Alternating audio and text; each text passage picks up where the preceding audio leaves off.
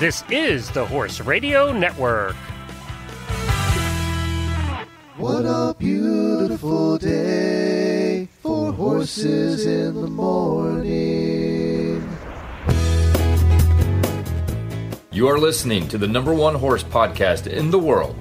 Here's your entertaining look at the horse world and the people in it.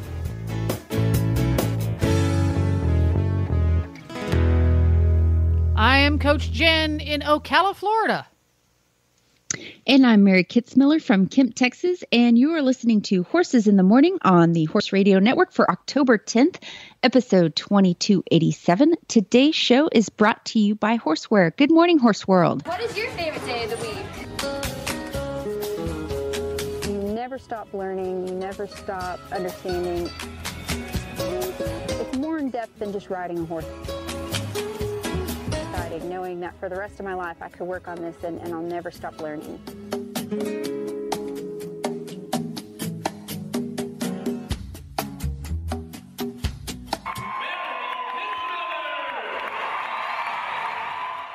And welcome back, Mary. Mary is here the second Thursday of every month where we get to sit down and geek out on horse training while Glenn goes over and plays with something technical. It's a one-woman show. It's all woman show here on the second Thursday of every month when Mary and I hang out because it's just the two of us. We call our guests live on the air, so you get to hear all the inner workings of the Horses in the Morning show. How you doing, Mary? I'm doing good. Still here, so that's always good. Still in Kemp, Texas. Every time I play that opener, do you remember which, I think it was one of the makeovers that you were at when you did that interview where you say, you know, I could never stop learning and that's why I like doing this so much?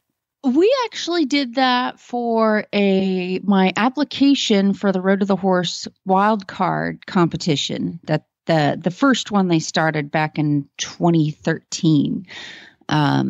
So yeah, that was just like a little blurb about that you're supposed to explain why you like horse training and why they should pick you. And I'm pretty sure that's what that's off of. Yeah. And then was the Mary Kitzmiller, was that one of the Mustang makeovers? Yeah, that was the 2012 Extreme Mustang Makeover. That was the first time I made finals. And it was really cool because I didn't think I was going to make finals. I wasn't planning. I mean, I had a little bit of a plan. I was doing the Garocha thing, but I'd never done it before. I didn't know if it was going to work. And I didn't think it was going to be super special or anything like that. I just rode around. I took the bridle off my horse and rode around with the Garocha pole. And people really liked it. Like it went over really well. It was one of those freestyle rides where like I picked a song and I almost didn't use that song. And for some reason, some song choices just play perfectly over the loudspeaker and are really awesome. And that was one of those songs. It was Shake It Off by Florence and the Machine. And I came out of my freestyle like, well, that went pretty well. And people were like, that was really great. And so I thought, well, yay. So it was a good time. It was great times. So how many Mustang makeovers have you done now? Let's see. I did 2 in 2011. I did 2012. So that's 3. I did 2013. That's 4. We're nearing 10, I think. Really? Wow. 10. And is Dougal, who we're going to talk about today, is Dougal number 10 or number 11? God, I don't know. Let's see. I'd have to really sit down and count. Or thereabouts. He's right around a dozen. Why don't we round it off? Probably not quite that many. But yeah, we're getting up there. I've done a few. So give everybody the intro on Dougal because he is your current. Is he your only current Mustang makeover project, or do you have two in the pipeline at the same time? I have a couple Mustangs I'm working with, but Dougal is my only competition horse this time. And he is I picked him up a month ago. So like first week of September. And I've been working with him. His competition date will be the end of January 2020 in Fort Worth. And He's doing really good, but he's definitely on the more difficult scale of horses. So like Remy was a giant puppy dog. And Dougal is very calm and he doesn't do anything crazy, but he's giant. And for the first 2 weeks, like I've got a ton of videos of him on my Facebook page. I did a lot of little Facebook lives where we just threw up a cell phone video and I'm like, here's what I'm doing. And in all of those videos, a lot of it is just, we're just hanging out and standing there. And, you know, he looks like half asleep and really easy. But for the first 2 weeks, when I started working down his sides, like getting him touched on his sides, I just have this feeling like when you work horses long enough, you'll get these feelings and they seem unfounded because the horse hasn't actually done anything or is even giving any indication of doing anything. But you get these feelings. And I just have this feeling when I would like walk down his sides, like just be careful. So it took me a couple weeks to kind of get that feeling to dissipate of just continuing to calmly work with him. And now I think we've kind of broken through that invisible barrier, but we're still on just halter training and I've got a saddle blanket on him and a surcingle and that's it. So it's slow going, but he is making progress. Now, whenever you start these Mustangs, do you always go to a surcingle first or do you ever go directly into a saddle? For years, I just saddled. I saddled through, put the saddle on, front cinch, back cinch, and then we were off. But with Mustangs especially, there have been times where I thought, I can get the saddle on you, and I might even get the girth mostly adjusted. But I don't know if you will stand still long enough for me to get all my cinches adjusted properly. That's a lot of pieces.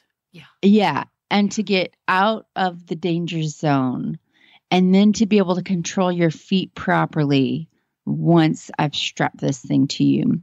So I started just like, you know what? I'm going to throw the surcingle on you. If you're cool with that, I'll throw my, I've even gone, so I was always like really adamant about, I put the whole rig on you, front cinch, back cinch, first time, and we go. Yeah. But so I've even started with a couple of horses going from surcingle to my reining saddle, which is very light, easy for me to wield, and it only has the front cinch. And then if they're good with that, a couple rides or a couple of sessions, then I do front cinch, back cinch. But everything will get a back cinch before it's all said and done. Mm-hmm. And the reason for that is I think it helps the saddle cover and disperse pressure more evenly over their back.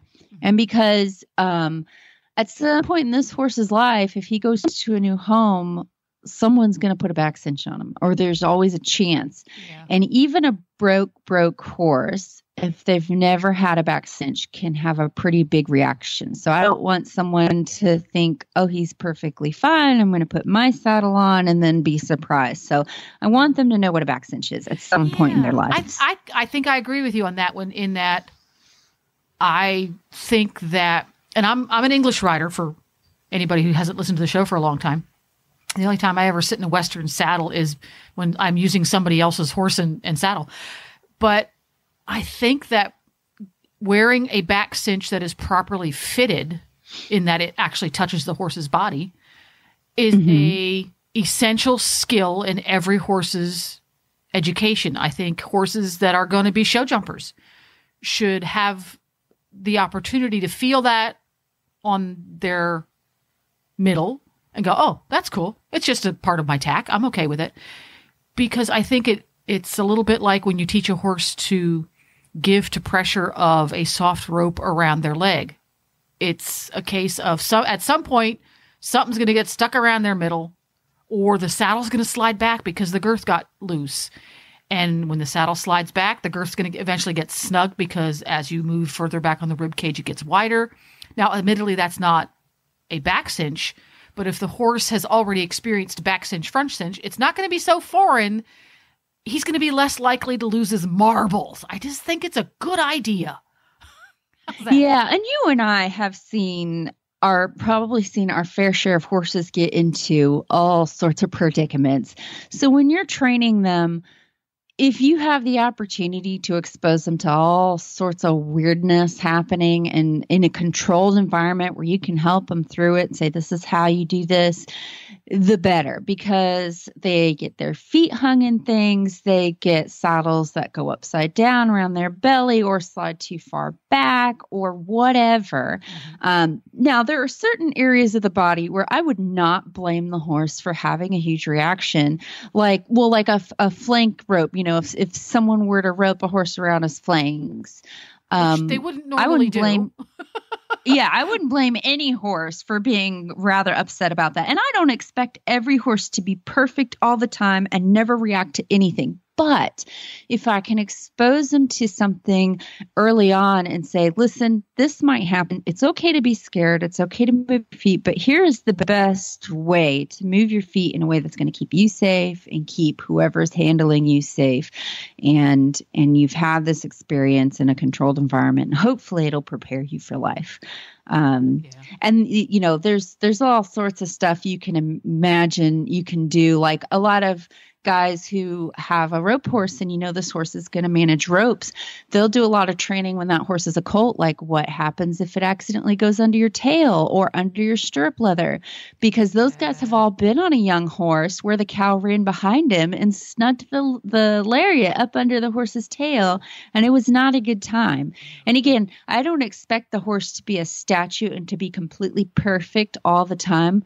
But at least if he's had some experience with it, he goes, okay, remember my training. I can do this. I won't kill everybody in this, in this predicament. Right. Because what you don't want is to overtrain the horse to the point where he no longer reacts or no longer thinks through things. He just shuts down because he's been so overexposed. But getting to the point where they can be exposed to new things. It's like, okay, I get new things all the time, and new things are okay because we always work through it, versus I only very, very occasionally get new things. So it's really novel and I need to lose my marbles. Yeah. Exactly. Yeah, absolutely. Exactly. A case in point, we were out trail riding a few weeks back with some buddies and pals here in Ocala, Florida. And Nigel likes to be in the front by several miles when we trail ride. Doesn't matter what gate it is. He wants to be in the front. But the trail boss of this particular ride needed to be in front because the trails were not well used. So she was really the only one who could tell where they were going. So I had to figure out ways to keep Nigel behind her without him getting himself all wound up being a thoroughbred. So what I was doing is I would go off the trail into the woods and make little loops and circles and stuff, and then come back, and then out into the woods and loops and circles and come back, which he's great with. He loves trailblazing, going through the brush and through the trees and climbing over crap. He thinks that's great. But frequently we come across vines, and sometimes those are vines we can see, and sometimes they're vines that are just kind of hidden in the underbrush, and they will get stuck around his legs and wrapped around things. And thank goodness Nigel has had the opportunity to learn about things in a controlled situation that get wrapped around his legs. And if he just stops for a moment and thinks about it, if he picks up his leg or stops, things get better. Because we're cruising along and all of a sudden he's all wrapped up in grapevines. Well, I can tell him to stop and we can work it out and get it all undone again. But it was interesting because a couple of the other riders on our ride that day saw him get wrapped up in these grapevines, and they lost their marbles. It's like, no, wait a minute. It's me and my horse. You're fine. But they were having a panic attack because their horse has never had the opportunity to have that happen. They stay on the trail, and their horses would have lost their marbles. So it's a great thing to take the time to do this little crap. When you can't ride because something's going on in the world, take the time to do a little bit of groundwork. Wrap a big old fat cotton rope around his ankle and pick up his foot and hold it there with the rope wrapped around it a couple times. It can be as simple as that. Oh, yeah. I've said it before and I'll say it again. A bunch of recreational and novice riders and even professional riders, because I've been here myself, are riding ticking time bombs, and you guys don't know it. And you're riding a ticking time. Wouldn't that be a great name for a racehorse? Ticking time bomb. Oh my gosh. Yeah. He would never have a second career, but that's like one of the, I heard a trainer say something about like getting your horse broke to like a rain slicker, being able to put on your raincoat. And he said, like, the famous last words you hear from people who've gotten in pretty bad wrecks are, the last thing I remember was putting on my raincoat. And, you're not always going to be riding out in the bush and getting caught in monsoons and stuff.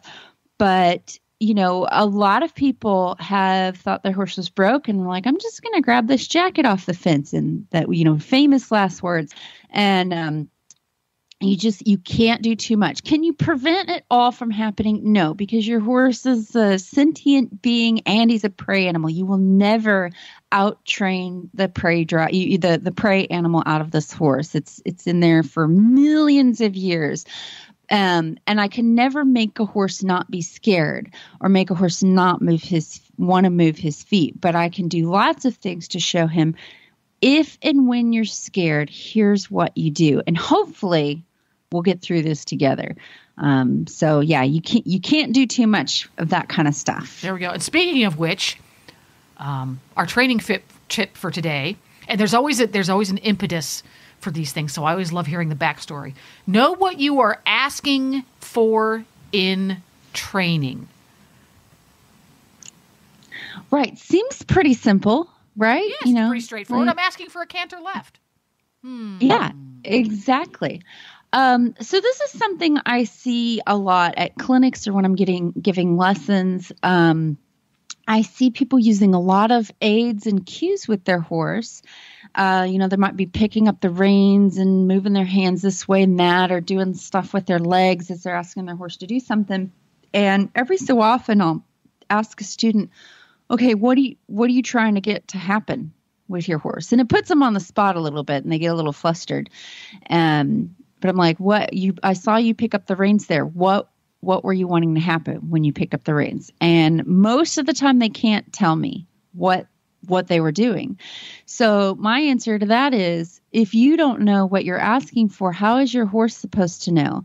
And if you're just picking up your reins in a certain way because that's what for no reason, or you weren't paying attention, or you saw so-and-so trainer do it, so you're going to emulate that. But you're not actually getting something to happen with your horse, then all you're doing is desensitizing your horse. And that's why we get horses that are dead-sided and heavy on the bit, and then we think we got to get the new magical bit that's on the market and fix it or whatever. Sure, there you go. Exactly. So I learned the value of this quite a bit riding a Western performance horse, because our ideal when riding like a Finnish Western horse, it's usually to ride one-handed in the bridle. And it's to be able to have a horse where I can get these really high-powered maneuvers done and still maintain a good deal of slack in the rein.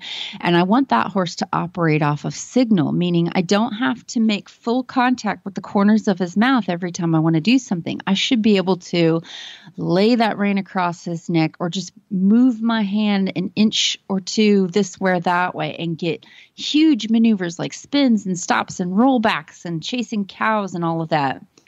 So I can't get to that point if I'm always hauling on my horse's mouth, or I'm constantly got contact, but I'm not creating anything with that contact. And riding with contact is not bad at all. That's what the English folks do.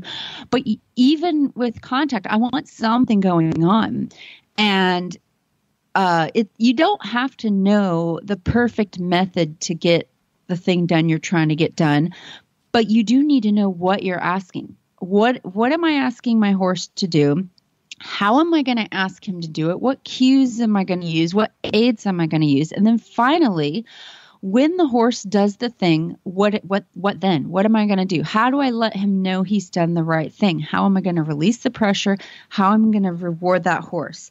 And if you know those things, even if you don't have a perfect method, you're well on your way to getting pretty handy with the horse. So every time my hand picks up the rein, I'm thinking, what do I want? Do I want the horse to steer left or right? Do I want him to slow down? Do I want him to collect? Do I want him to tip his nose in a certain way?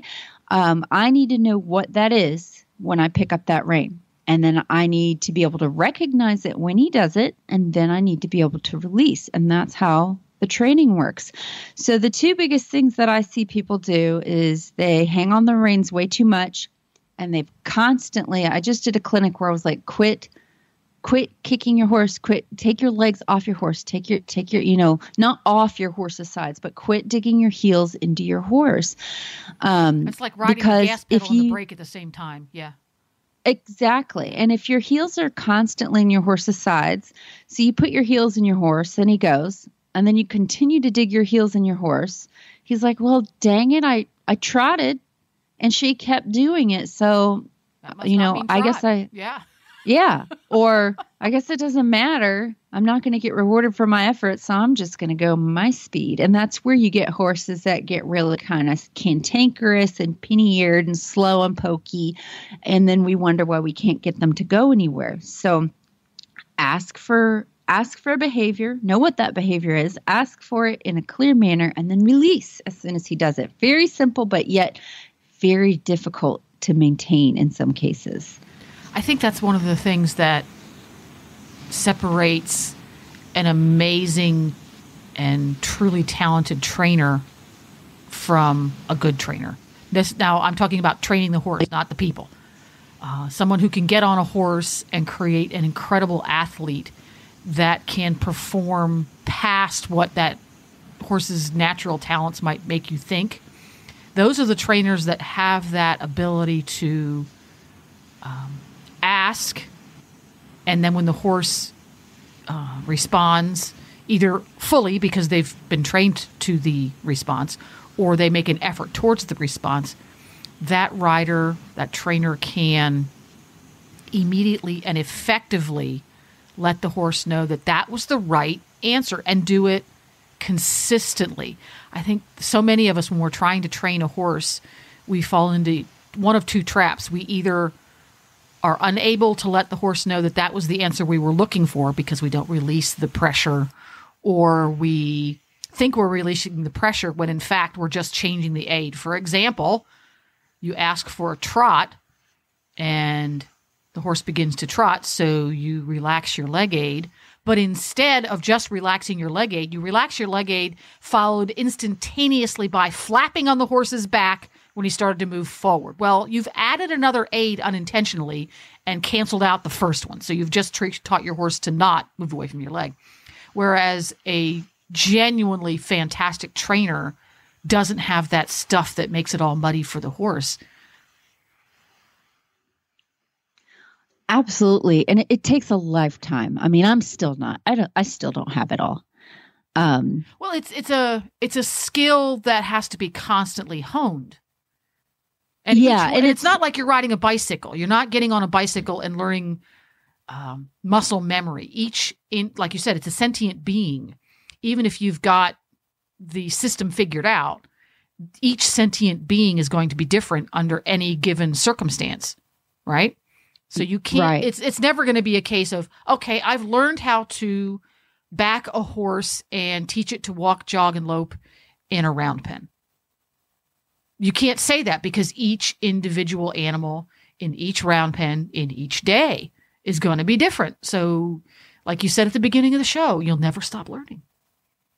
Never stop learning. I think the two biggest things that help me, and unfortunately, I can't bottle this up and sell it to the masses because I would be very stinking rich. But the two biggest things that help me are, one, riding lots of strange horses and having to figure out, okay, this worked for this horse, but not for this horse. And doing that thousands of times. And then the other thing that really helped me, this was when I was working in reining barns. I had been doing colts for years, and I was kind of like, I'm done with colts. I should be on the show horses. I was young and stupid. But I thought I knew what I was training in my colts to make them great show horses. But it would always happen. I'd get them so many months in training, and one of the more experienced assistants would take them off of my string and put them on his string. And I was getting frustrated because I could never get the colt past a certain month of training before my knowledge would just run out.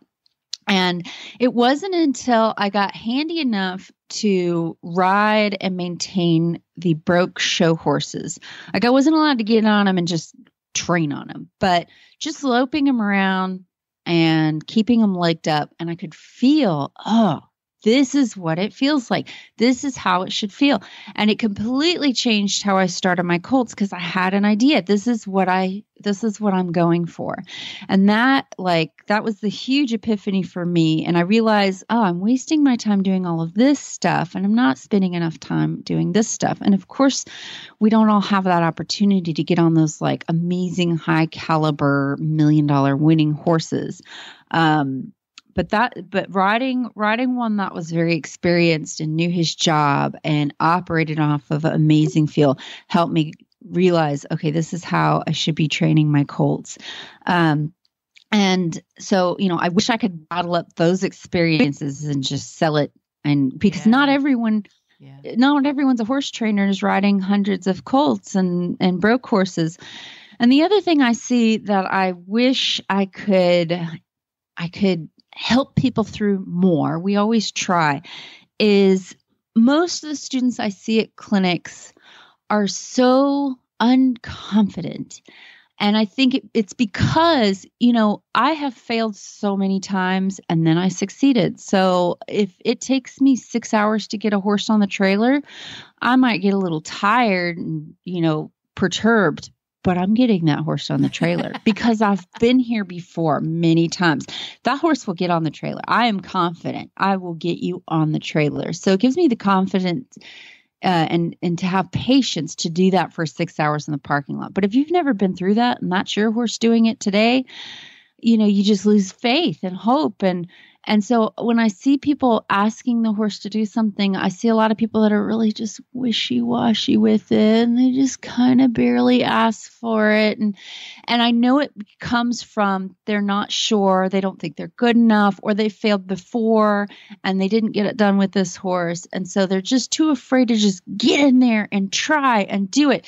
And I wish I could just bottle up the confidence and give that to people, because that's made a huge difference for me. Is I failed and then I succeeded and then I failed again, then I succeeded again, and I know I'll get it done. Like with Dougal the other day, perfect example. He's as kind of flighty as he can be. He's really, really, I don't want to say lazy, but it takes a lot to get his big old butt to move. And the other day I was teaching him to move his shoulders over, and I had a little stick I was using as an aid to cue him to move his shoulders over, and I wave it in the air and he just sits there and looks at me, and I tap him on the neck and he just sits there and looks at me. And part of me just was like, oh, he's not going to do it. And I wanted to stop asking. And I'm like, no, I will continue asking. I didn't have to increase pressure. I didn't have to start wailing on him. But I got in there and I was like, you will move over one step. That's all I'm asking for. And I kept it up, and it took about 5 minutes. And then finally he plopped over one step and I was able to release. But, so I even had to remind myself, like, no, I asked for this. I'm going to get this. You don't have to be mean. You don't have to be aggressive. You don't have to wail on your horse, but you don't want to quit until you get it either. And then I released, and then he goes, oh, okay. And then he had it after that. But it's kind of hard to have the patience and the confidence to go through it if your horse is just looking at you like, I'm not doing that, Yeah. So I understand. I have the empathy for that. Yeah. Hey, I just had a brilliant idea. Make a note of this. Get it on a Post-it note. For next month's show, I think it would be fun to do a little comparison of teaching a particular skill, for example, doing a groundwork exercise where you ask the horse to move his shoulders over. Pick a skill, doesn't matter what it is. And how you approach it with a high energy horse that's naturally high energy versus a low energy horse, because they each come with their own challenges. Oh, yes, absolutely. Right? Because you have to have the patience hat for both of them, but it's going to be a very different process for somebody. If I'm sitting on the rail watching, it might look very different. So put that in the notes for next time around. I think that would be a lot of fun. So now it's got to be that time of day. We're going to hear from our title sponsor, Horseware. And Horseware distributes this really cool product called Ice Vibe. And I need to look it up and find the episode where we had the person who developed this product on the show. And we did a lovely interview with them, because it's a whole lot more than just ice. They really have a lot of science behind this thing. And after we hear from Horseware, we're going to have our guest Jerilyn on. In the world of horse racing and elite equestrian sports, it's all about how to prepare and repair. Ice Vibe is a truly portable and highly efficient circulation therapy system for your horse. Before activity, prepare to prevent damage by using the Ice Vibe's vibration pads. Repair after the event by using the unique combination of cold packs and vibration to minimize swelling and encourage blood flow. And because it's battery powered, Ice Vibe is truly portable. The essential and affordable tool to prepare and repair. Ice Vibe. You can find out more details about Ice Vibe at ice-vibe.com or horseware.com, or ask your local tack shop or online supplier for more information about Ice Vibe circulation therapy from Horseware. Hello. There we go. Our guest Jerilyn is here. Hey, hi. How are you guys doing? Doing good morning. I feel so blessed to be here with you guys, Jen and Mary. What a wonderful day. It is. Oh my gosh, it's so nice in Texas right now. It's it's beautiful. So I haven't had a chance to do your intro yet. So we was just reading over it. And so for those who don't know, Jerilyn has been working in the area of natural horsemanship for 21 years. And she has worked with Pat and Linda Pirelli. And she's a 3-star Pirelli professional, which, if you're not familiar with the Pirelli program, is a pretty big deal. And I'm also reading that you are a 2-time Road to the Summit participant. So for those that don't know, what the heck is Road to the Summit? Okay, so we have partnered up with Atwood Ranches. He used to be a Texas guy down here, Tom Atwood, and he moved to California. And he would donate horses to the Pirelli Foundation, which is support of youth groups and rescue centers and, therapeutic centers, welfare of horses in general. So what we would do is we would take those colts, those really nice Atwood colts, and we would keep them for a year. And then we would go up to what would we call our summit, which is the Pirelli's event in September. And we would have a little competition, friendly competition, and then we would auction off the horses, and all the proceeds would go to the Pirelli Foundation. So that's what the definition of that is. Very, very cool. So it's kind of in a little bit of the same vein, but probably not nearly as much of a time crunch as something like a Mustang makeover. But you're getting a horse and starting it, and then showing the world what the horse can do and what kind of training. So that's awesome, and it sounds like everything goes to some really great causes. And that's sort of your specialty with training, is doing colt starting and restarting, as I understand it. And I guess my first question on that would be, if you had a choice, if I was going to send you a training horse, would you rather it be like an Atwood type colt, like sort of like a blank canvas, not really handled very much, or would you rather restart a horse that might have some issues or just needs a refresher? Both of them have their advantages and disadvantages. I think that sometimes our backyard horses can be like someone that's raised a horse in their backyard. That's what I'm calling a backyard horse. I think some of those horses can be your most dangerous because they have a lot of, no, I'm a pretty pony, pet me and give me a cookie kind of a idea. Their job description is not as big. So Atwood horses, there is a total difference between a performance horse and something like a Mustang, though. If you think about a Mustang who's just came up now, that being said, and Mary can kind of concur or not concur with this, Mustangs have been rounded up kind of their first experiences with humans haven't been the best to begin with. It could have been a helicopter into, being put into pens and stuff like that. So, it may not be the balance there, but your difficult horses or your restarts or the ones that come from kill pens, they've got to tell their story first. And sometimes their story is really big. It's not always that someone had to relinquish that horse, because a family member passed away and, they're just donating those horses or moving them on. Sometimes they have really big stories. And, so when you're revealing, they're just different. So I enjoy them all. I would say performance horses in general are so much more spicy. So sometimes your more gentle horses to do are the ones that someone balanced out their obedience to their confidence. And so you get those in your hand and you're like, yeah, like this. Sometimes performance can be, like I said, pretty spicy. So that has its own difficulties in itself. And then the difficult horses, the ones that I have worked with or the restarts, what I do is I try to come in a back door. So like if they had learned behaviors of bucking and spooking to levels that are just extremely off the charts dangerous for the humans, then I've got to come in what I call a back door. And so it's a relationship, it's a connection. And then once I connect it differently with their brains, it just wires them differently. But if I just try to go in straight on and ride the buck out of them or something like this, I could actually create, especially in that restart or an animal that has already had those bad experiences, I could create the problem to be worse. So that's my passions. Yeah, it can be tough. The restarts, I definitely say, in most cases are tougher. And it's because you are playing detective. Like the horse will act really broke to the saddle, but then you'll find out, well, he had a really bad experience with the back cinch. So like I could get the saddle on him fine.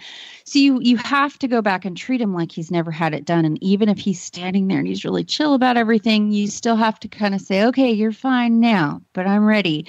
And well, with the kill pin horses, I've actually spoken with a few trainers lately who are like, oh man, these kill pin horses that these ladies are rescuing, they can be a handful. And it's, I don't want to dissuade anyone. If you find your perfect horse there, in fact, I have a pony out of a kill pin that I'm training, and he's wonderful. He's an angel. He's a one-eyed. He was a one-eyed feral pony, but he's awesome. Oh, I love that. You can find those diamond in the rough, but one gentleman I was talking to said, got a really nice, big, beautiful horse that he was putting 30 days on. And the owner was like, how did this horse end up in a kill pen? And this trainer recognized the brand on this horse. I think it was on the shoulder or the hip as a rough stock bucking horse brand. And he's like, well, the horse probably quit bucking. So that's why they got rid of him. Yeah. And he happened to know the contractors of this horse and called him up, and they said, yep, sure enough, that's what happened. He was a bucking horse and he stopped bucking. And so they used him as a pickup horse for a while. And then he went to this sale, that sale. And long story short, sadly, he ended up in the kill pen. And the guy told him, he said, just because they quit bucking doesn't mean, for a rodeo setting, doesn't mean they're not going to buck. And the guy said, don't lean over the horse's right shoulder because that's like his button.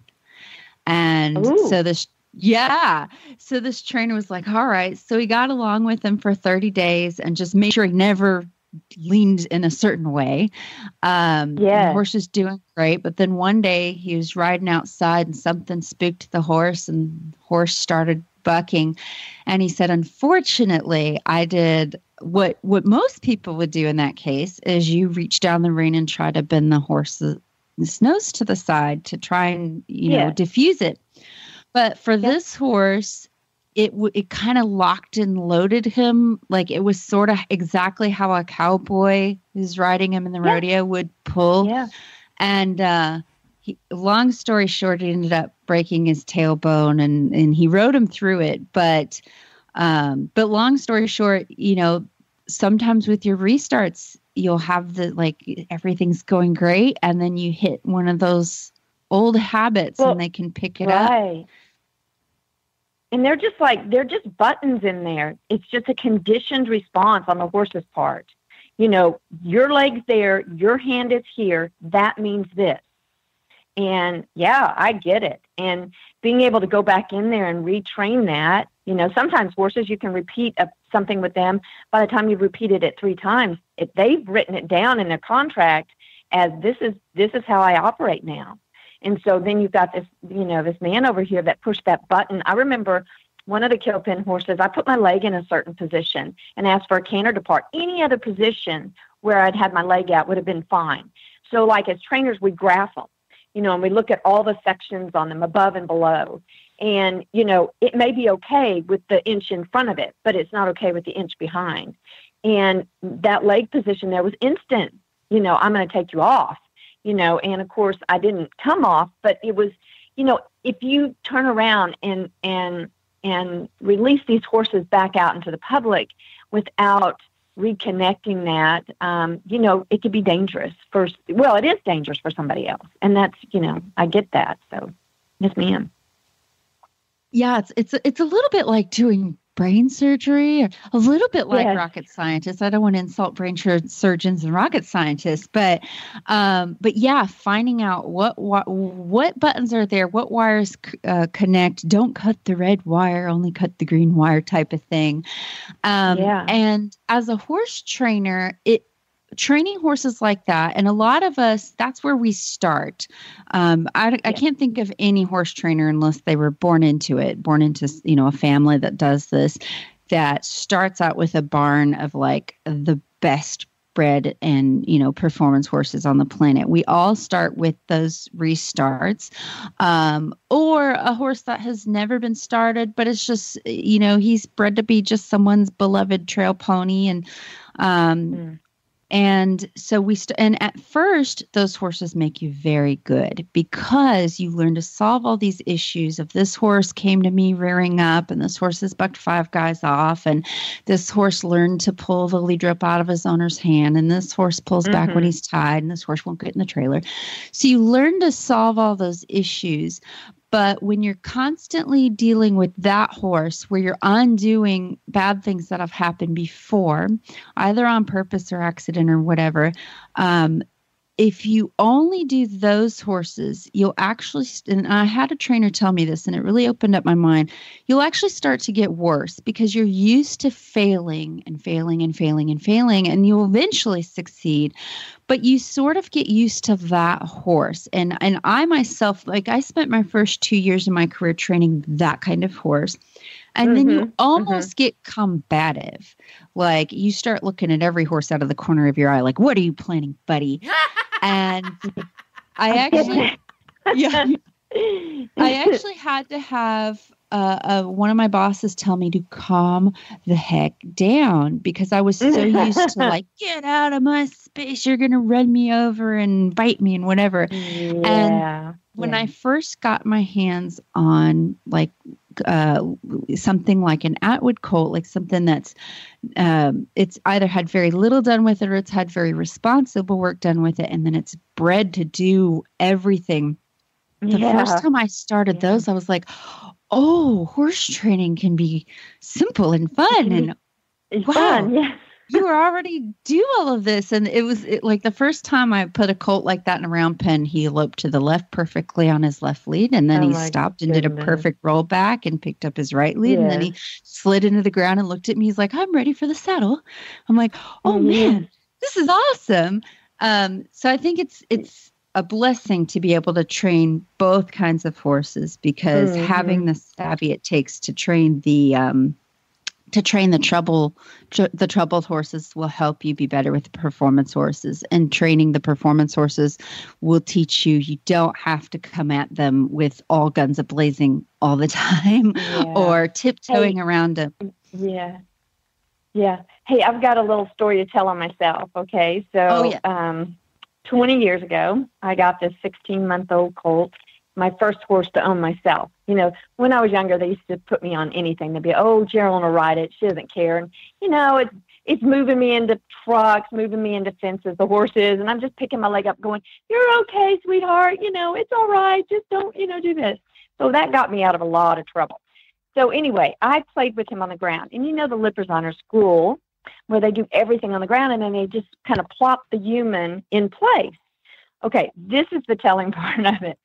When I finally rode my colt after a year and a half, because his knees weren't closing up, and so I had them x-rayed, and so he got it started almost as a 3-year-old. But my first ride was walk, trot, canter, backwards, sideways. I mean, everything you could ask for horse, double riding, everything you could ask for him was already there, because I had had the time to do the ground skills first. And it gave me such a skewed perspective being the first one. And then when I got to the others, right, and the difficult horse, I was like, oh man, this isn't like it at all. So I actually had a little bit of a different experience.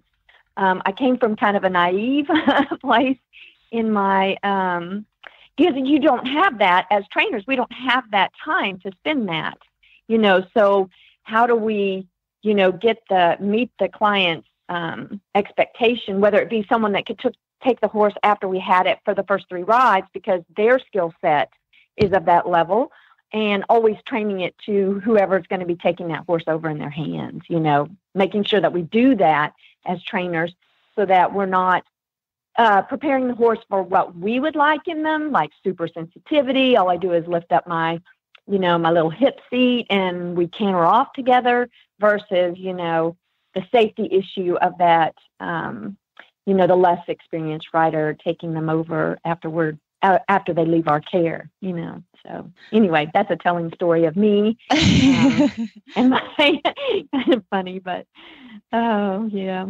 It's always, I think, and that's one thing that I was taught to do early on. My very first training horse was this petite, really sensitive, squirrely little filly. She had supposedly had, and she was actually great. She took good care of me. She'd supposedly had 30 days when I got her, but it was pretty much a restart. I don't think her previous training was bad at all, but she was just one of those really peppery, flighty horses where if you gave her one day off, she's like, I remember nothing. And her owner was this really big, burly, older guy who'd had like 5 back surgeries. So, oh my goodness. Yeah. At the time I weighed next to nothing. I was a stick and I was super athletic. I hadn't been lawn darted all over the place by many horses at that point. So I could still nimbly hop up on them like a ballerina. And I realized, okay, I can get on this horse without pulling on the saddle and kicking her in the ribs and yanking on her too hard. But this guy will not be doing that. And if she has never had that, she's going to be very upset. So I did a lot of what you're not supposed to do to mount. And this is like we talked about earlier in the show, just getting them prepared for situations. I did a lot of hanging off of her side and accidentally missing the stirrup when I went to get on her and oops, I kicked you in the ribs. And, I slid off her butt and I stood on her back and I plopped down on her. And obviously you don't want to do that 24/7. You want to be considerate of, the horse, but I wanted her to know, hey, this might happen because your owner's coming to pick you up, and I just want you to know that, and please don't kill anyone if it happens. So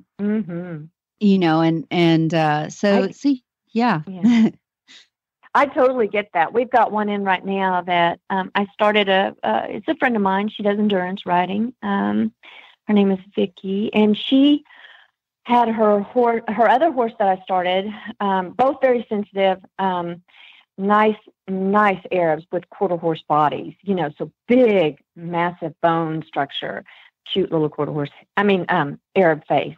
Sorry, didn't mean to say quarter horse, but quarter horse body for sure.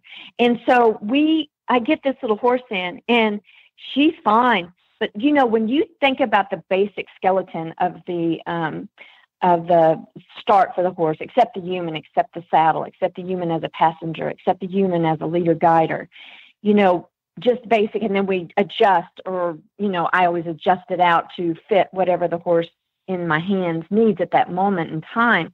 This one came in and had learned to not only buck, but extremely right brain buck. And I don't know about you, but I would much rather ride a left brain buck than a right brain buck, because a left brain bucking horse, you can be bucking on them and look at a tree and go, are you really going to buck us into that tree?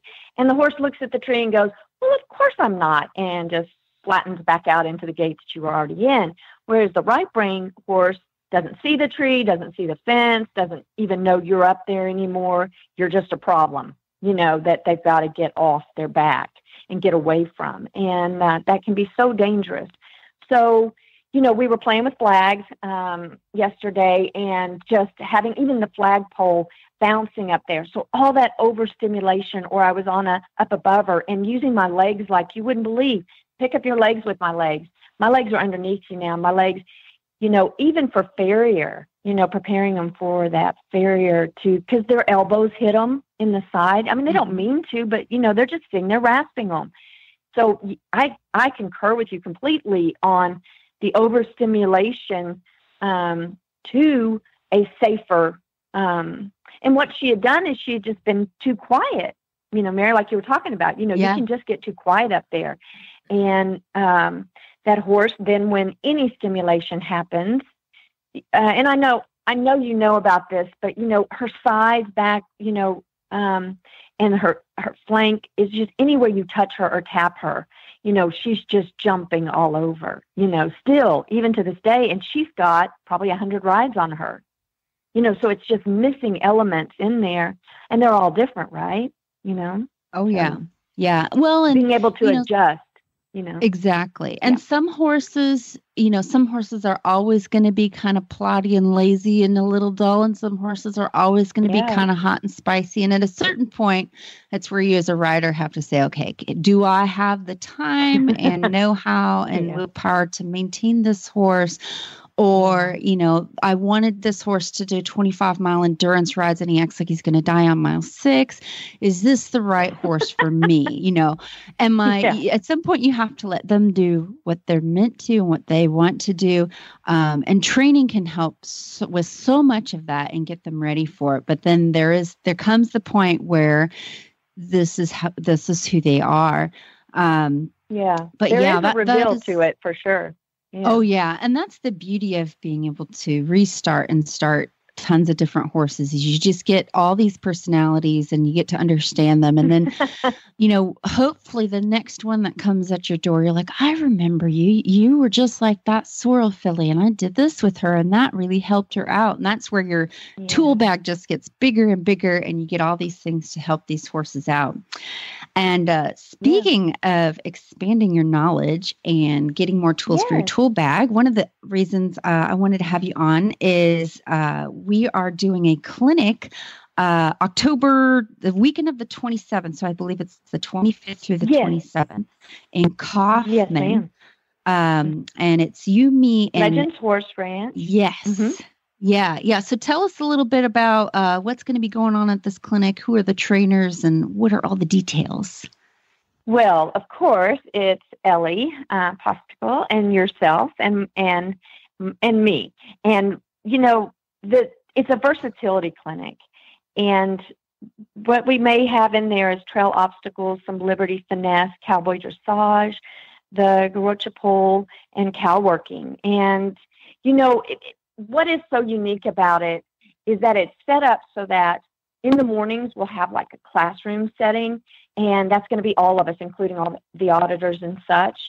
And we're going to do, learn about the psychology or whatever our subject matter is, Mary, whatever you want to cover in that. And then after that, we're going to break up into small groups, and we will have a small group, one in the morning, and then in the afternoon, we'll have two more. And so the auditors can move around as they wish. And of course, each one of us will be teaching a different subject matter.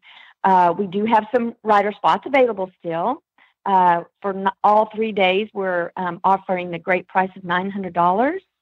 And that includes a dinner on Saturday night. And then for a 1 day spot, it's going to be $380 for a rider, and then for 2 days it's $685. So if someone needs to, stay at work on Friday, they could always come and join us on Saturday and Sunday, and we're more than welcome to do that. And then we've got audit tickets for $20 per day, or for all 3 days they can have it for $50. And the participants, like in the uniqueness of this, we have so much knowledge to share with our group knowledge. The three of us together is just like a superpower out there. And I'm so blessed to be in that pact with you guys and be able to expand. So, I even had people coming and bringing their horses just online, because everything that we do with them can be done from the online. And by the time they're done, if it becomes appropriate for them to get on at that point or not get on at that point, they're still going to get so much knowledge base from it, and their horse is going to be that much better for it in the end. So whether you're a rider or you're, wanting to stay mostly on the ground or do a combination of both, it's acceptable in this clinic. That's why it's called versatility. Not only is the subject matter versatile, but also the trainers are at such a level that we can teach and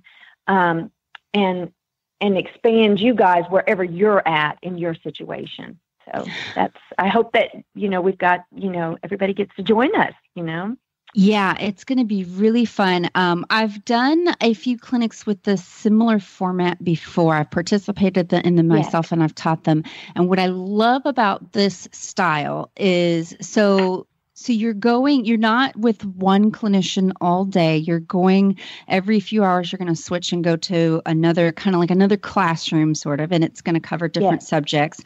And I don't know about you guys that have done these clinics, is your eyes start glazing over and you just get exhausted if you really focus hardcore on one subject. And so this keeps things fresh. You're learning something new. Your horse is learning something new.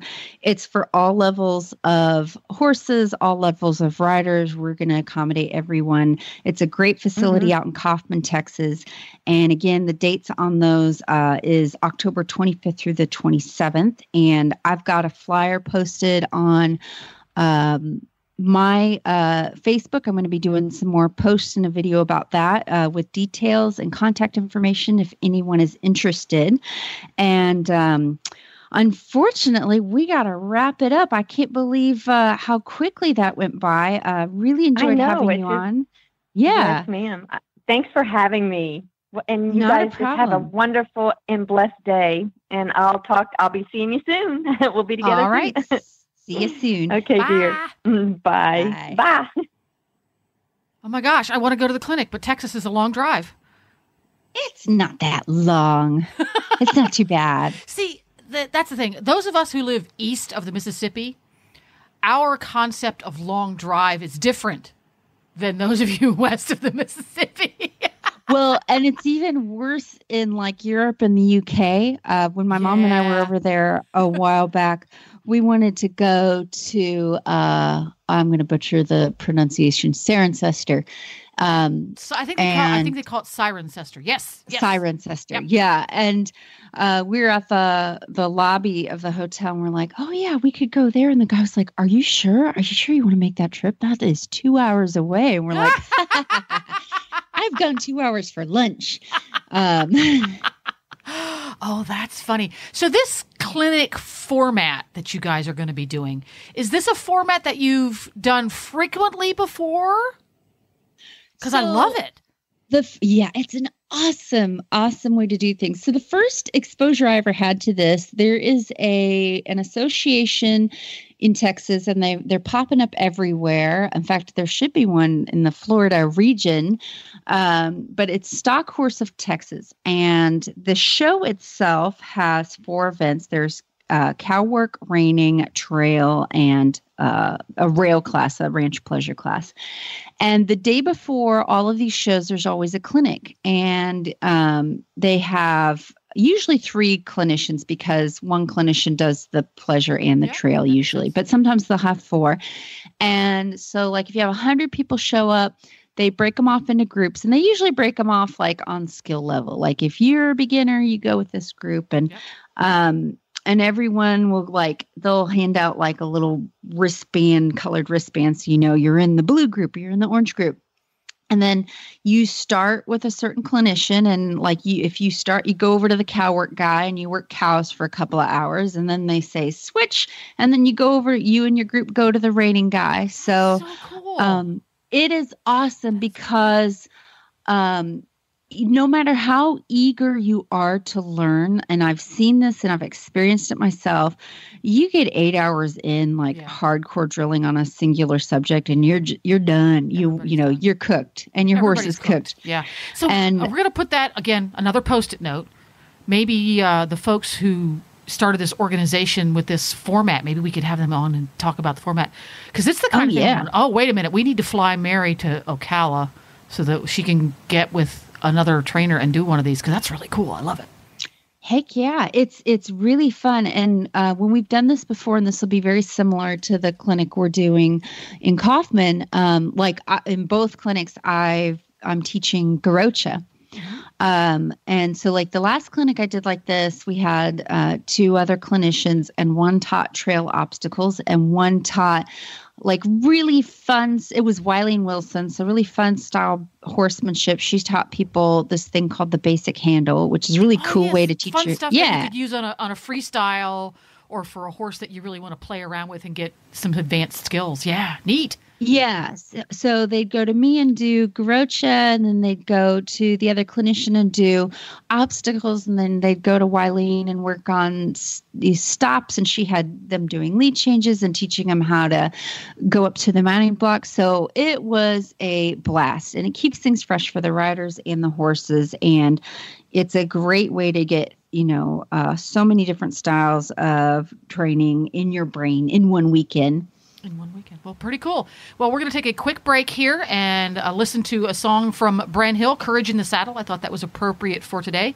And when we come back, we're going to have our listener live question from TJ.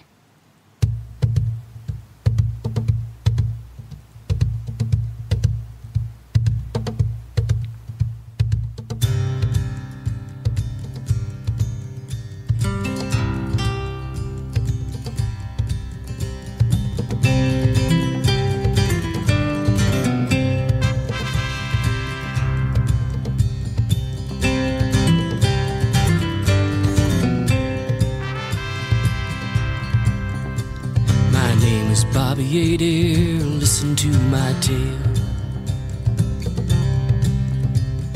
It ain't much of a story, so you better listen well. In southeast Oklahoma, when I was but a boy, I ran many a match race and I never wanted more. Believed that I could ride anything with hair. Then one California morning I found myself there at Los Alamitos Racecourse in 1962. Where the story starts and ends is where you find the dream comes true. Courage in the saddle, face into the wind. You ride each time like you won't live again. If you're gonna ride to win, son, it's gonna be a battle. Better have a heart of steel, courage in the saddle.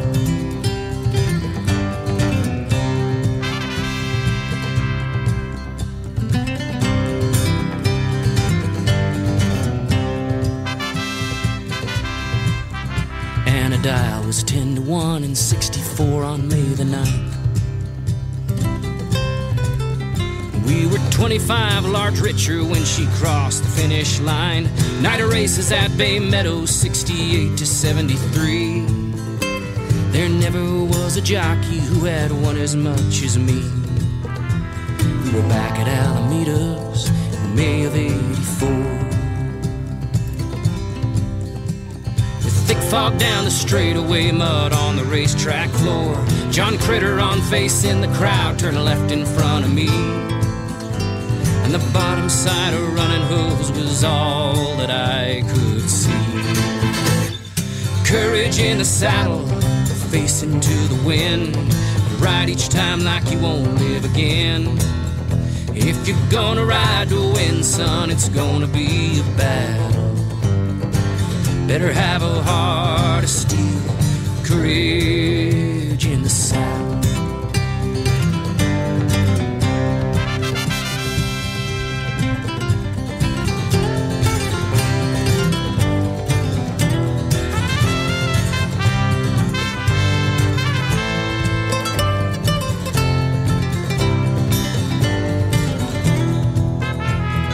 Crush my foot and ankle, my shoulder and my face. But my longing for the racetrack no surgery could replace. So as a 20-year outrider, I'll finally retire from the course at Alameda's, the place I first caught fire. And the years have passed right through me, I'll never be the same. And the changing times in politics, Lord, we ought to be ashamed. For we're short of field and horses, Midwest jockeys, they're all through. Where the story starts and ends is where you find the dream comes true. Courage in the saddle, face into the wind. You ride each time like you won't live again. If you're gonna ride to win, son, it's gonna be a battle. Better have a heart of steel, courage in the saddle.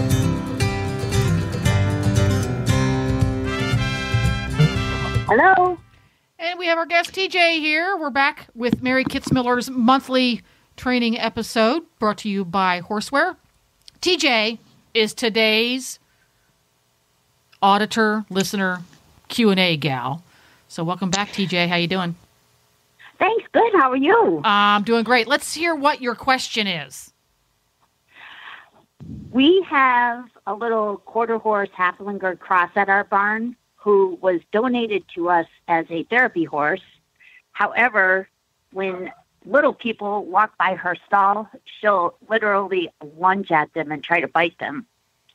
And so I wondered if there was some way to cure her of that terrible habit. Yeah, that's not good therapy horse etiquette, I'm told. And I'm going to say that's probably the Haflinger half coming out. That's what I've heard. So there could be 1,000,001 reasons why the horse is biting, and it's important to figure out what the why is so we can maybe craft a solution. So, it could be anything from pain to living environment to diet to old habits to fear to training. So what I'd like to figure out is when does the horse do this? Is it only in specific situations? Let's start with that. Excuse me. I've only observed her doing it when she's in her stall. Okay. I haven't actually seen her around kids when she's on a lunge line or out in her paddock. Mm-hmm. Okay. When I'm training her, she'll threaten to bite, Uh-huh. but she never actually connects and bites, although I know she could if she wanted to. Right. And surely with a kid, she'd probably see that opportunity. And it's a definite possibility when she's in training. Okay. So she does it mostly in the stall, but there's definitely the possibility to do it when she's out and about and someone's handling her because she has threatened to do it. What is her living environment like? How often is she in a stall? How often is she turned out? What's she getting fed? Okay. She's in a stall during the day, and then she's in a paddock at night. Okay. And I couldn't tell you for sure what she's fed.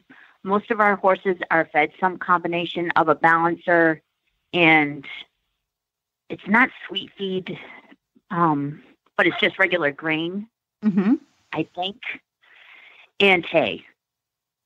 Okay. What else did you want to know? So when you're training her, when you've got her on the lunge line, is there a certain, does anything happen that causes her to bite, or is it just totally at random?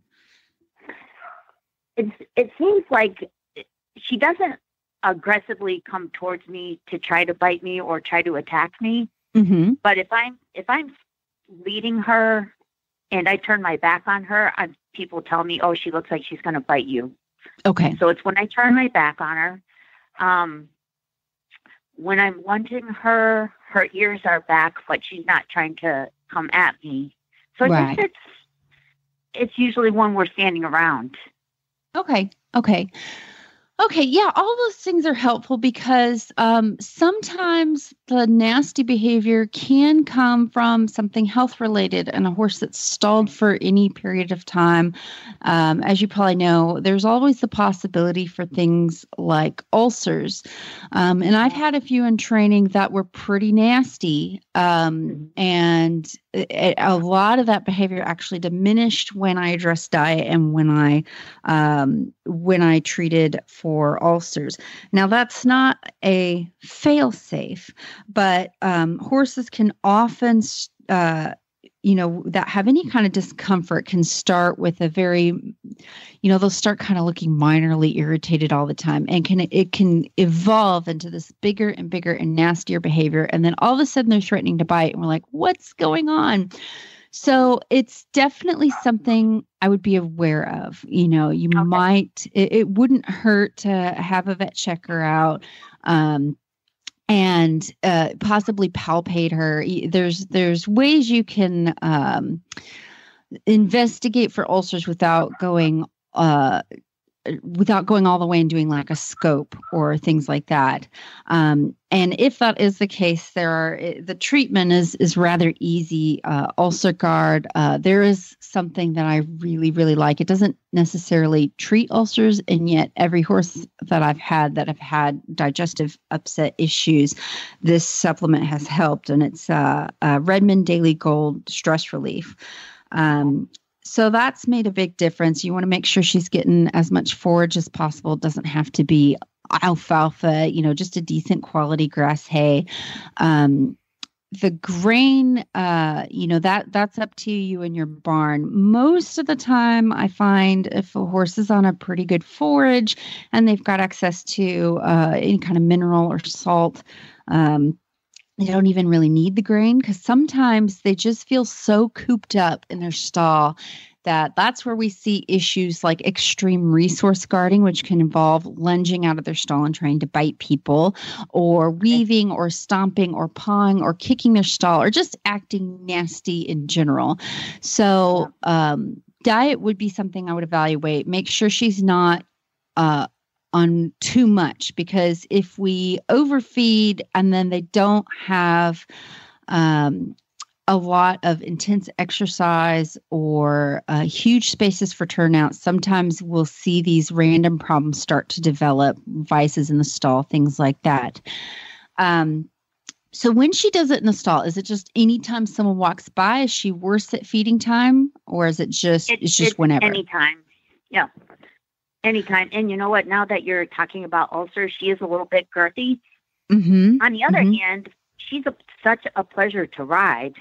I mean, okay. I'm not saying her ears are up constantly, but she's absolutely no problem to ride. There's no bucking or rearing or anything. Okay. And, these horses that do deal with digestive issues can often muscle through their routine and not do anything like explosive with you. And I'm not saying it is ulcers, but it is something. It seems like I've seen it in horses where they have this personality, like they're just mad at the world. And in that case, I'm I've always have a strong feeling that it's something, there's pain somewhere, whether, like I had a horse that was very penny-eared, when I asked him to lope, and he was very swishy-tailed, even though his actual attitude was quite pleasant. He was also wonderful to ride. And it turns out, long story short, after lots of detective work, he was suffering from navicular, from heel pain the whole time, even though he wasn't lame. But there were all these little signs that just said discomfort, discomfort, discomfort. And sometimes it can be in the most unexpected places. Like it was the very first clicker training clinic I ever participated in. There was this little mare that was very well educated. This lady was very experienced with clicker training. She taught this mare to do all these wonderful things. But the reason she was at the clinic, her main issue was this horse would try to bite her when she was grooming it. And it started as a pretty minor problem. And then it just got to where anytime you try to saddle the horse, or if you brushed her much past her neck, she was just angry, penny-eared, turning her head at the owner. And my first thought when I saw this horse was, oh, ulcers, that would be where I would look. But as it turns out, so the trainer, the clinician went and started work with the horse and used approach and retreat. And anytime the horse was pleasant to be touched, she'd click and treat, and she'd work her hands further and further down this mare, and would reward the horse for being good, for letting her touch her. And as she worked with this horse had a very big personal space bubble to start with. Like she was just like, don't touch me here, don't touch me here, don't touch me here. Well, as she gently worked with the horse, that bubble started getting smaller and smaller. And the horse finally was letting down, said, okay, you can touch me on the shoulder. Okay, you can touch me on the back. Okay, you can touch me on the belly. And the trainer worked her way to the mare's udders. And she put her hand up there and started feeling around the mare's udders and asked the owner, have you cleaned her back here? Have you ever washed this area? And the owner said, well, no, because it's not something we really think about. We think about it more with geldings. And she said, well, she's got a lot of dirt and irritation and fly bites and all. And so she really irritated back in this area. And as soon as she started cleaning this mare's udders, the mare was like, oh my God, thank you. And it was such a random thing that I never would have thought about. But this was an area of the horse. It's a very small area. And it started, she just had irritation there and discomfort there. And it started as a very small area where she felt that irritation. But as the problem just was not getting addressed, that her little protective zone of don't touch me, I don't feel good, it got bigger and bigger and bigger until pretty soon you couldn't cinch her up without her threatening to bite or brush her past her neck. So it's not always the case that something's gone haywire as far as pain or a physical issue, but it is something I would be on alert for. Okay, for sure. Would she... Now, if I let her loose in the arena, she still runs around and bucks and acts very like all my other horses do when they're first kind of set free in the arena. Would she be doing that if she was feeling sick? Yeah. Yeah. Okay. Yeah. And it's not even, it could be a very tiny thing. Like with this mare I was just speaking of, she just had like some dirt in her, she was just dirty on a body part that needed to be washed. So it was like a minor issue, but sometimes the discomfort just grows over time. So, and like the horse with navicular, he wasn't unsound, and he's still like, he still gallops in the pasture when I turn him loose. So it's not like they'd be limping around or acting like they're about to die or colic or anything like that. That's where this kind of stuff can get very tricky and almost frustrating, because they look fine, they're acting fine for the most part. They just have this one weird problem. So it's a possibility. The other things you can do to address the actual behavior, I know you mentioned in a message you'd done some positive reinforcement training, some clicker training with a horse. Yes. Is that correct? And yes. Has that been successful at all, or? Yeah, I used it to teach her to back away from the stall, back away from the door of her stall. when I ask her to with a signal. I taught her the Pirelli backup command. Okay. And so she responds to that when I ask her to back away. And she seems like, she wants to learn. Good. So I like positive reinforcement for these kinds of issues. It seems to rewire them a little bit better. Now, when I say that, I don't mean like if this horse tries to take a chunk out of you, you're not allowed to do whatever you have to do to stay safe and let her know that's wrong. I will get big and crazy and scary if a horse does that to me. I'm not going to play around with it. But for general retraining of the behavior, there's a lot of exercises you can do with clicker training that I think helps do a little bit of a reset. And some ones I can think of off the top of my head would be, so I would continue working with the backup. That's a really good one. Mark training is really good. Sorry, what kind? Mark training. Oh, okay. So I've taught horses. I've took like a little, I have a little square piece of stall mat that I've used, and I've taught horses, if you want a reward, if you want to interact with me, go stand on your mat, and then you're going to get your click and treat. And I had a trainer tell me once she did that with an aggressive zebra. Like you couldn't really go into the pen with this zebra and it would come up and threaten to bite. And so she taught it, you will not get your breakfast or dinner unless you're standing in your space. And if I come into the pen, I won't interact with you and you won't get anything from me until you go stand on your spot. And it gave the animal something else to do. And it had them focused more on, I'm going to get a reward if I do this, rather than I'm going to bite you for my own satisfaction. I'm going to jump in. I'm going to jump in right here because something else that occurred to me. And this is a behavior that I've seen people inadvertently train horses to do. You get the horse is getting groomed and the horse bites at you or is fidgety like that. They figure, well, if I just keep pushing through it, if I just keep grooming, they're going to stop biting at me, when in fact, all they're doing is reinforcing that I'm telling you I don't want to be groomed because it's uncomfortable and you ignore me. By teaching the horse that mark skill, particularly if it's in a stall, for example, stand in the corner where the yellow bucket hangs is my mark. She also then has the option when people walk past her stall, if she doesn't want to be reacted with, if she doesn't want to interact with humans, she can go stand in the corner and she knows that you're not going to come and get her, because part of her problem might be that she has been, I'm going to use my air quotes, forced to interact with humans when she doesn't want to or when she finds it physically uncomfortable. And again, her reality is the own reality. If she finds it uncomfortable, it doesn't matter what we think of it. And if you put all of her food and water in the back of the stall and then you teach her where her mark is, she can just go hang out in the back and have a better option. Right. Yeah, just going to jump in there. Okay, I think that's I hijacked your conversation for just a second. I'll step away. No, it's yeah. This is one of those where it's not a perfect like, oh, you should do this. There's a so lot. Any input is awesome. So the mark training's really good. I've seen people do things with target training. I would definitely, if you're interested in going the clicker route, I would definitely check out Shauna Karish's program. She's got a great program. And then there's another trainer I really like. Her name is Alex Curlin. And she actually has videos on working with a horse exactly like this. This horse was... I have to see if I can find the name of it. I'll post it to the auditor group.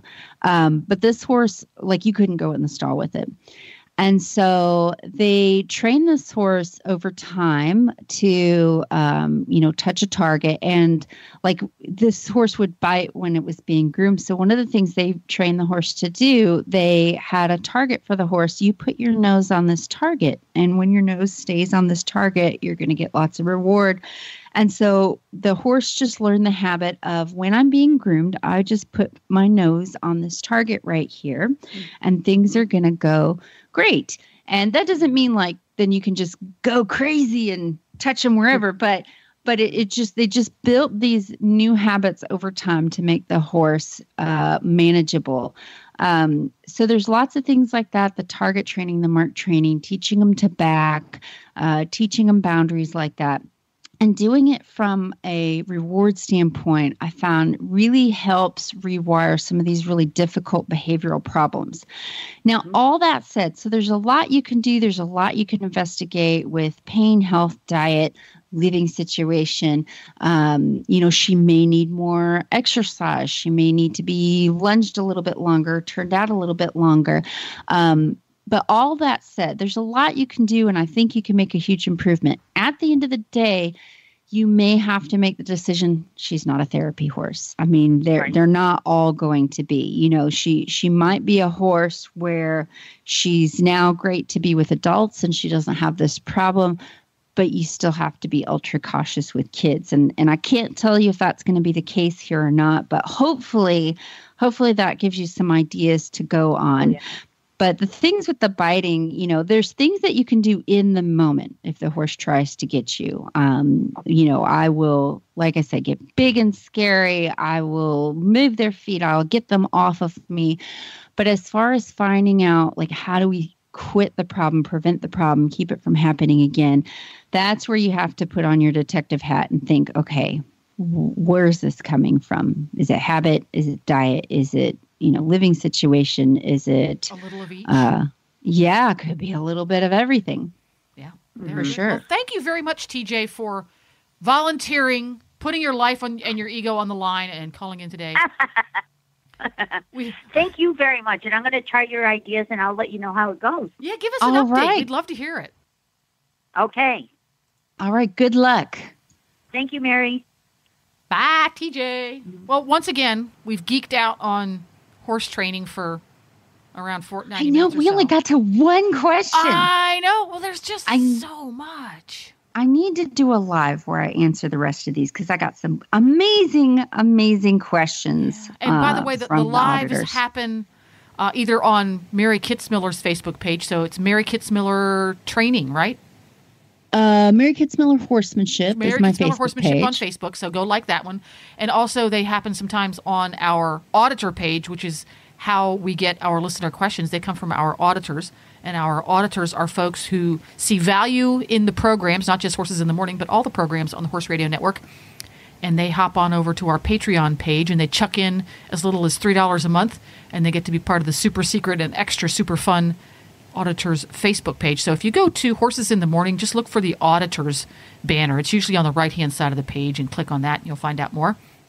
And if nothing else, it is worth the contribution you make to have one of the only, safe spaces on Facebook. It is just warm and really fuzzy to keep it safe, so that it's wonderful. And it's people from all walks of life, really quirky people, and it's not just horse interest. We've got movie geeks, and it's an awesome group. If for nothing else, it's not just like hardcore horse training. It's crazy and fun, and it's an awesome group of people, and I've met a lot of them in person, and it's a really cool place to be. Really cool place to be. I agree with you.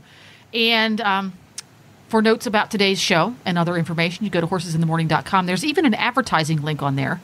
So if you own a company, have a friend who owns a company, you own a stable, you have a new product, you are in the tech business and something cool technical came out for horses, and you want to advertise on any of the shows on the Horse Radio Network, you can find out more there.